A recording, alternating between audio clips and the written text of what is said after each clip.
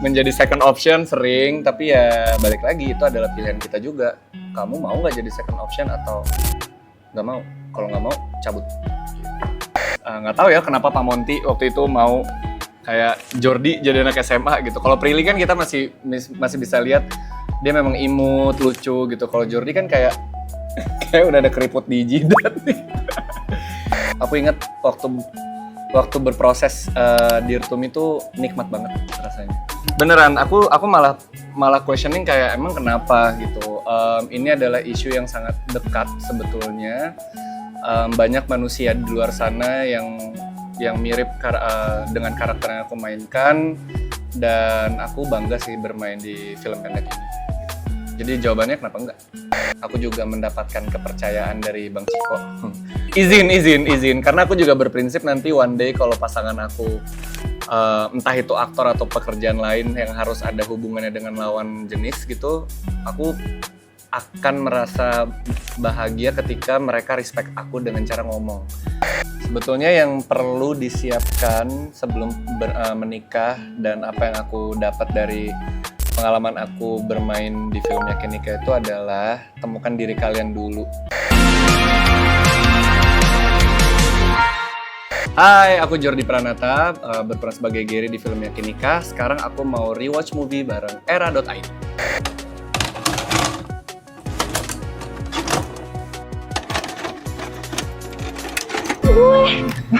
Anak Nusa Mulia. Lo ceritain ke Pak Jimmy waktu lo digangguin sama anusmu dan hampir dilecehkan. Iya, jadi tadi saya digrepe-grepe. Aduh. Gue gak tau ya, lo ganti HP-nya si Lili. Ini adalah series aku yang gak mungkin aku lupa, namanya I Love You Silly. Ini main sama Prilly. Ini masih muda banget ya.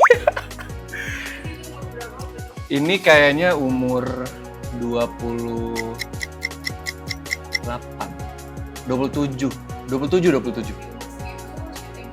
Baju seragam. Seneng banget karena ternyata di umur 27 masih believable jadi anak SMA. Terus nggak tahu ya kenapa Pak Monty waktu itu mau kayak Jordi jadi anak SMA gitu. Kalau Prilly kan kita masih bisa lihat dia memang imut, lucu gitu. Kalau Jordi kan kayak udah ada keriput di jidat nih. Ya tapi ini series seru banget dan aku nggak mungkin lupa.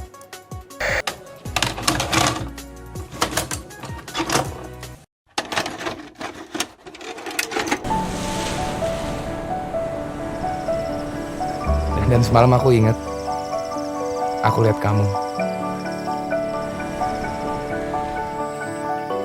ngebelakangin aku.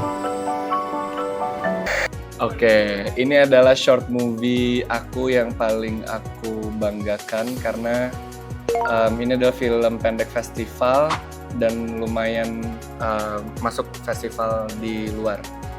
Dear to Me, main sama Jerome. Ini film yang isunya sangat sensitif, tapi I love it. Dan aku ingat waktu berproses Dear to Me itu nikmat banget rasanya. Beneran, aku malah questioning kayak emang kenapa gitu. Ini adalah isu yang sangat dekat sebetulnya.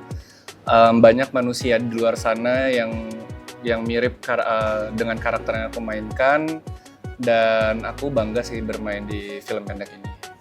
Jadi jawabannya kenapa enggak? Aku tidak melihat ini sebuah tantangan karena maksudnya isunya nih ada beneran gitu. Jadi aku nggak berandai-andai, nggak nebak-nebak, tapi memang ini ada di Indonesia gitu. Mau tahu nggak fun fact?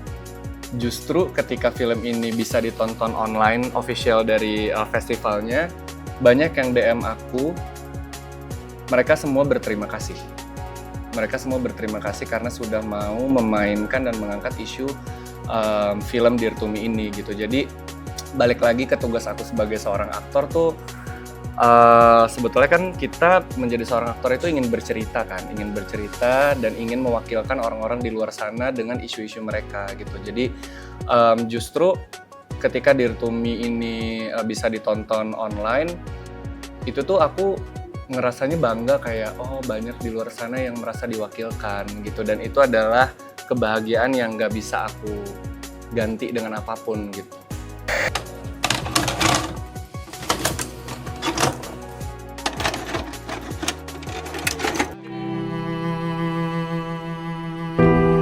apaan sih? Mika udah gede, jangan norak deh. Kamu berani apa, Papi?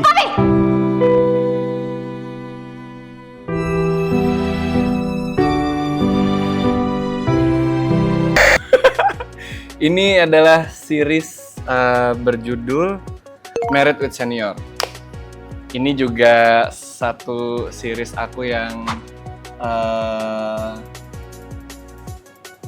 series yang memorable karena isinya orang-orang hebat semua. Ada Kathleen Halderman, ada Kevin Ardilova, ada Shenina, Dava, semuanya isinya teman-teman.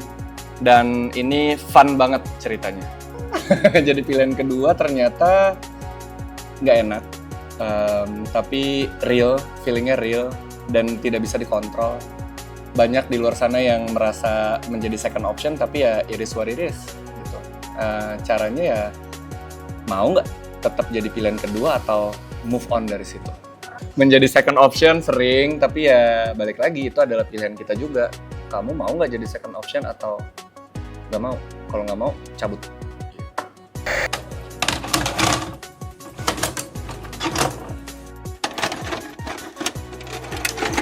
Seberat apapun masa lalu, kalau punya safe place, kita bisa istirahat di sana.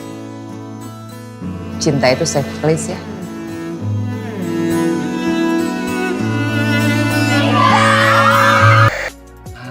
One Night Stand. Oke. Ini adalah filmku yang lumayan banyak diomongin sama orang-orang. Sebetulnya kalau dari segi syutingnya ini bukan film panjang aku sebagai pemeran utama, tapi mungkin ini yang tayang duluan. Karena sebetulnya film aku sebagai pemeran utama pertama kali itu adalah Kukira Kau Rumah. Syuting di tahun 2021. Tapi karena COVID, jadi tayangnya tuh masih nunggu bioskop buka. Sedangkan One Night Stand ini tuh tayangnya waktu itu masih di bioskop online. Jadi dia bisa lebih tayang duluan.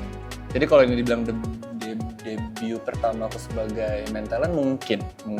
Sebetulnya untuk beradegan intens, adegan bersentuhan gitu, pasti ada rasa canggung lah. Karena lawan main kita kan harus ada trust dulu, harus ada rasa kalau memang kita melakukan ini untuk pekerjaan tapi dengan feeling juga gitu.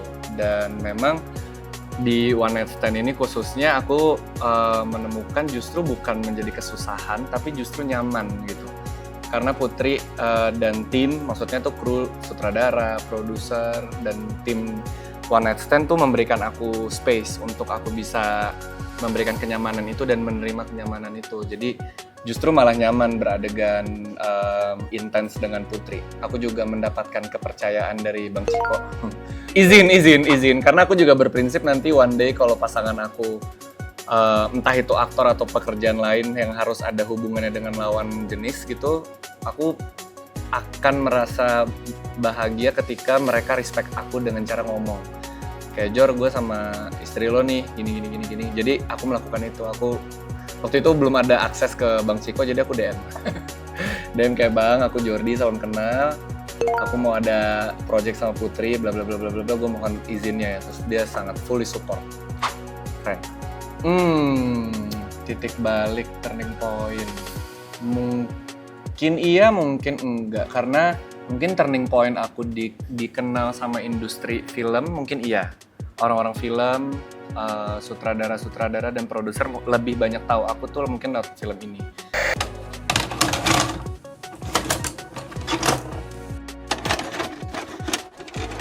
Kifli sudah mau melamar pacarnya, Karin. Jadi Bapak pikir sekalian saja kalian nikah kembar bersama. Hah?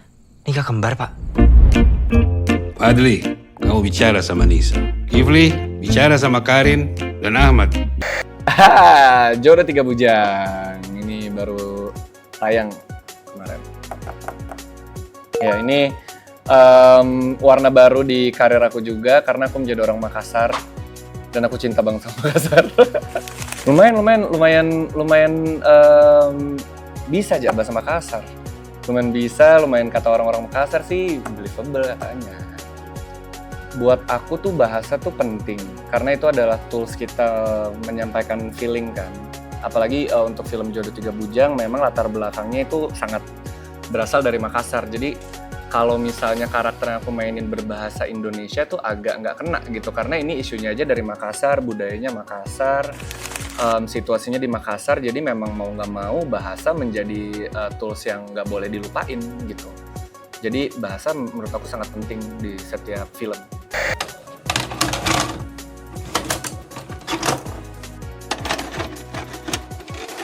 Banget. Ku tak pandai berdusta jujur. Kenapa, Nik? Tadi gue ketemu sama Gary. Kapan-kapan jalan ya, Nik? Aku mau minta maaf sama kamu soal kita yang dulu. Yakin Nikah yang belum tayang, tapi akan tayang di tanggal 9 Oktober 2022. Oke, aku di sini berperan sebagai Gary. Gary adalah mantannya Niken waktu SMA, yang kemudian muncul lagi di kehidupan Niken di zaman sekarang, dan itu malah membuat kehidupan Niken menjadi lebih berwarna. Warnanya warna apa? Nonton dulu, baru tahu warnanya warna apa. Keputusan untuk join karena judulnya sangat relatable dan appealing, Yakin Nikah. Semua orang tuh udah tahu ini pasti soal tentang pernikahan, pencarian jawaban dari semua pertanyaan yang ada di dalam hidup. Terus melawan mainnya yang aku penasaran banget sama Enzi, Maxim, itu adalah dua orang hebat yang menurutku aku pengen banget kenal sama mereka. Terus isunya juga yang sebetulnya isu yang sedang aku alami di kehidupan nyata. Pilih pasangan, pernikahan, mau menikah atau enggak, terus menikahnya dengan kemauan siapa, kayak gitu-gitu tuh sangat dekat lah. Ya, ini pertama kali aku ketemu sama Enzi sebetulnya.